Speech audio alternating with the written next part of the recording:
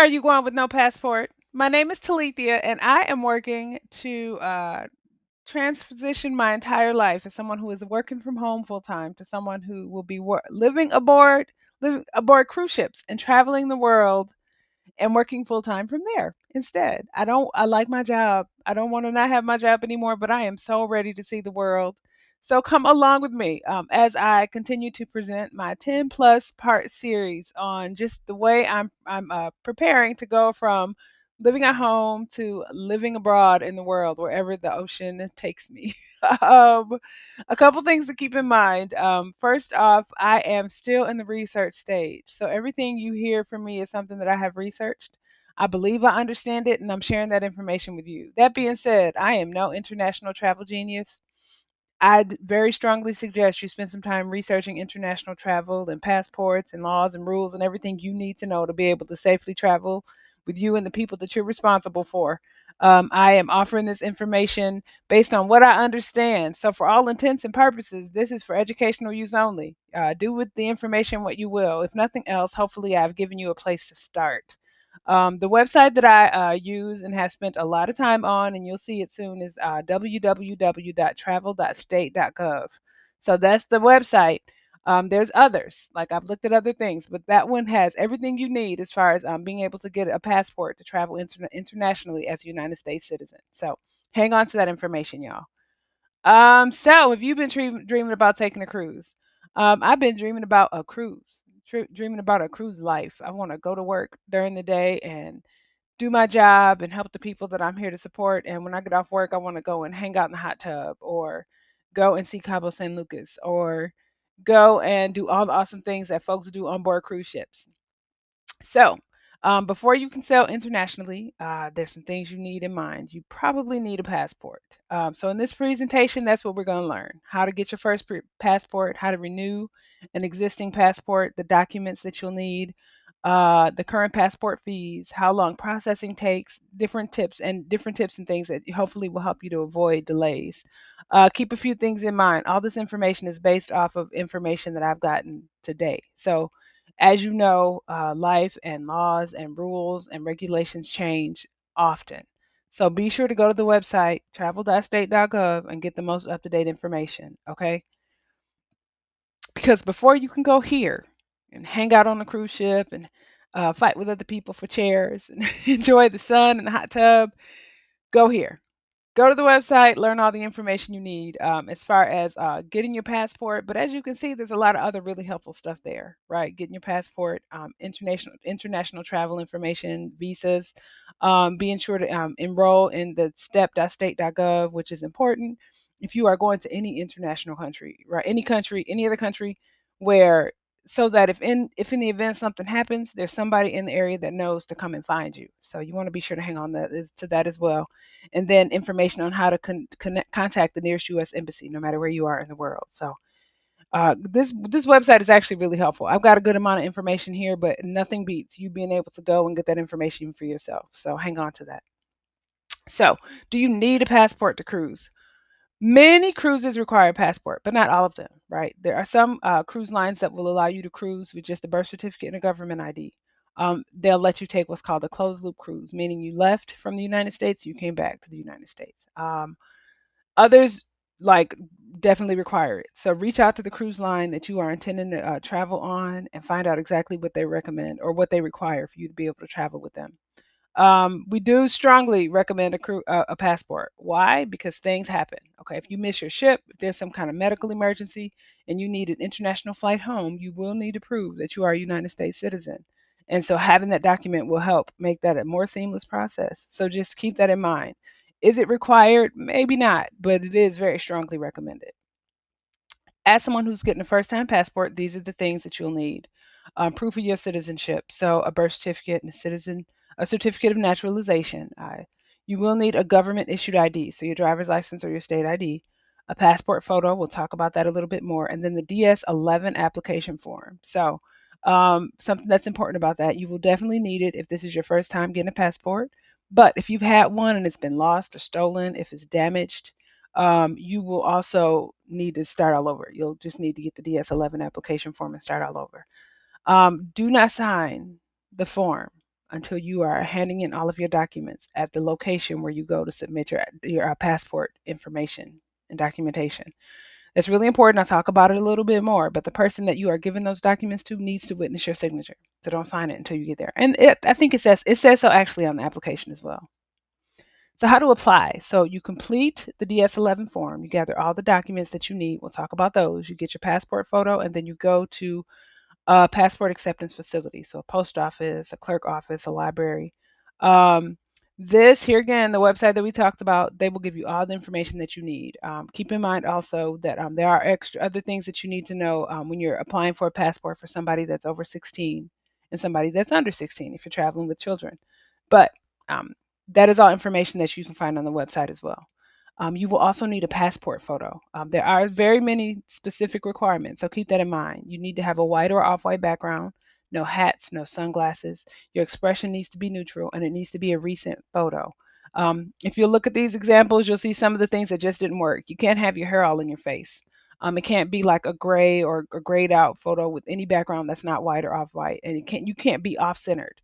You need to be in the middle. So you want to do what you need to put your best foot forward and take a good picture for a couple reasons. One, it's your passport, and you're gonna have that picture for the next 10 years, and you have to show it to people. So you don't want a crazy looking picture. But two, you also don't want your picture to slow up your process. If in the event the picture is not accepted, you getting your passport will be a longer process, and who has time for that when you're trying to take a trip and go do amazing things? So do that. Common places to get a passport picture: CVS, Walgreens. You can get one at the post office, and you can also get one done at Walmart. I do know that some folks take their passport picture at home in front of a white wall. I don't know the process for that. I don't know the rules. You can research that for yourself as well. Just keep in mind that that is an option. And then to hand it in, you can go to a post office, a library, or one of your local clerk offices in your town or city. They do have like just different things required as far as whether or not you need an appointment. So reach out to those locations and find out. If you can walk in, great. If you can't, that happens too. But we all know how it works. You go to the post office and you get there and you're the only person sometimes. And then other time you get there, other times you'll get there and there'll be you and all 50 other people that wanted to come at the same time. So if they require an appointment, you'll want to know that. So just give them a call and find out. Additional documents that you need. You also need a photocopy of your like the birth certificate and ID that you're handing in. They want you to also have a photocopy of that. So you have to bring the original um, that has like the stamp or the seal, but they also want you to have a photocopy of it. Now, there's paper requirements: 8.5 inches by 11 inch as far as the paper. They want it to be single size, so you can't have a copy of something on one side and a copy of something else on the other. And they want you to take a photocopy of the front and back of your photo ID on separate forms, right? So because it can't be double-sided. So keep that in mind. There are other additional requirements that they have. The passport that your current or valid passport, if that's lost or stolen, right? This is when you're starting all over. So keep that in mind. Or if it has been damaged, this is another situation where you'll be starting all over. So if like that could be like, look at this: water, mold, stains, tears, unofficial markings, pages missing, stuff like that. So here again, check the website. There are more things there that they want you to know. Also know like if you've committed certain crimes or if you've got child support owed or tax concerns. There's all kinds of stuff that goes into you possibly not being able to get your passport. Check the website. Find that out for yourself so you know exactly what you're doing. So when you do submit your application, that you don't have to wait any longer than the normal time to get your passport back, so you can go out and enjoy life, enjoy the world, enjoy your trip. So, submitting the application. Once you go to the designated location that we talked about earlier, you have to hand in all your required documents, pay your fees, and then sign the form at the counter.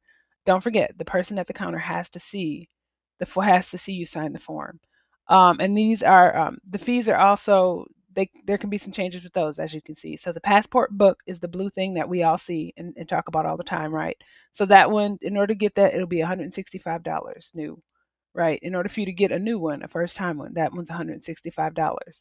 Your passport card, that's a smaller version of your passport. It has, all the needed information, but it's closer to like a laminated ID. So it looks a little different. That one, you have to pay the $30 plus the $35 acceptance fee. So that one is $65. Some people want them both.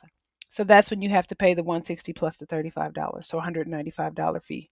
Something to keep in mind: you cannot have a passport book in lieu I'm sorry, you cannot use your passport card in lieu of your passport book. Some people, when they're traveling, they like to leave their passport book like on the ship or in the hotel in the safe. So they'll travel, they'll go out and go on the excursions or take whatever adventures or get out and about with the passport card. You can do that, but if you need to get in and out of the country, things like that, you absolutely must have your passport book. So find out what is needed, I guess, on the different cruise lines that you were traveling on. If you want both, great. Just keep in mind that it's not like you can get the passport card and not get the passport book. You definitely need the passport book. So keep that in mind. How much does it cost? We just went over that. So the first time passport is $165. Now you can have it expedited. Okay. Fees to have it expedited, it's $60 for the application, and then if you want it shipped expedited, then that's $22.05. Now the key with having it shipped is if it's expedited that way, is you will get it 1 to 3 days after they have processed it. So after it's been mailed. That's something to keep in mind. It's not like the expedited shipping will have them get it to you any faster. That's not how that works. Once they're done, you'll get it faster in the mail. So that's a different experience. So keep that in mind as well.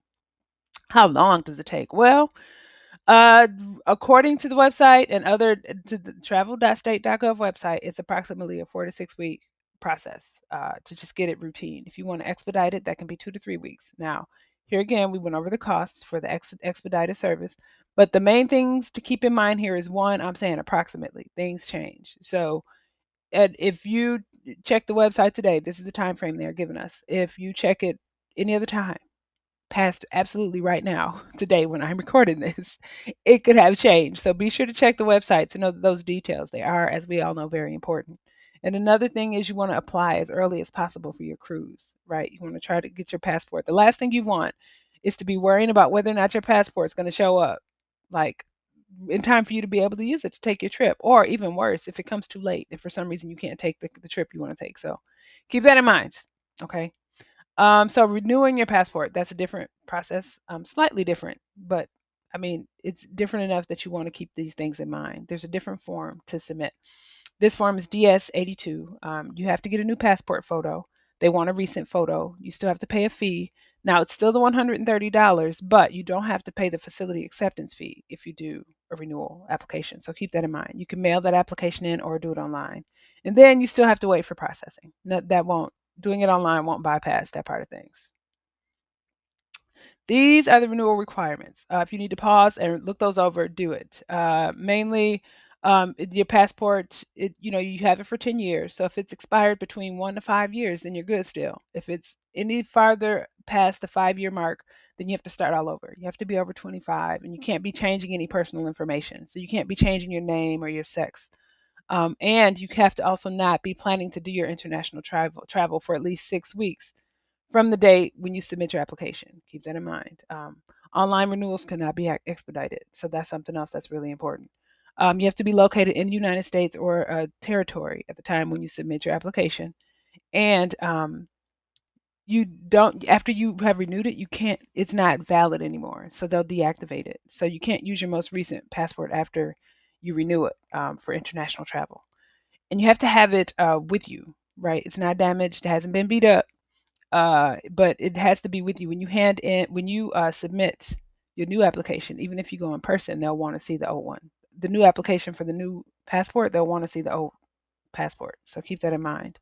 Um, this screenshot came exactly from the travel.state.gov website. So this is the information I have. There is more information there, so go check it out. Let's see. So what you'll need to renew. So you need to show the passport that you're renewing. You have to pay for the fees, right? So your credit or debit card. The passport book is $130. The passport card is $30. So if you want both, $160. Um, let's see. You can't have it expedited, but you can still have it shipped faster. You can do the expedited shipping. So that's still the $22.05. And you still need an updated photo. They also want the important information like your social security number and your emergency contact information. Other important details you want to keep in mind, like I said earlier, once you submit that application, the current passport that you have will be canceled. It won't be valid. So you can't be traveling internationally. You can't use it internationally once it's not valid anymore. Now, you can keep it. You can use it in the future, possibly as proof of citizenship, but just keep in mind that it's no longer valid. And you don't have to mail that one. Once you've sent off your information to renew, to get a new passport, you don't have to mail it to them. You can keep it, but it's just not valid any longer. Common mistakes people make when planning to travel. Don't wait too long. Don't do that to yourself. Don't make yourself have to worry about whether or not it'll get back in time, or even worse, don't get it so late that it doesn't get back in time for you to take a trip. Okay. Be careful with your passport photo. Make sure you have all the documents you need and all the forms that you need to have filled in and signed. Here again, keeping in mind, don't sign the applicate the form that you need for your passport until you're actually handing it in at the location at the facility.